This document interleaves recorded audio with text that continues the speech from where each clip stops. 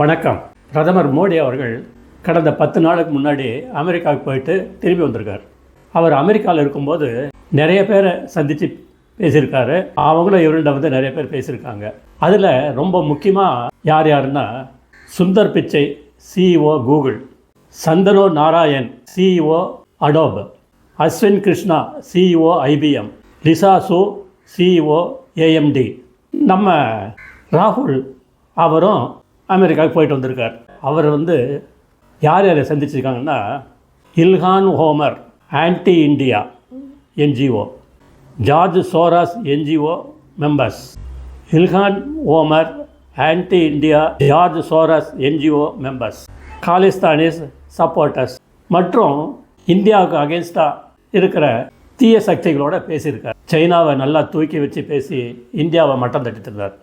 Bharat மாதா கி Jai, ஜெய்ஹிந்த்.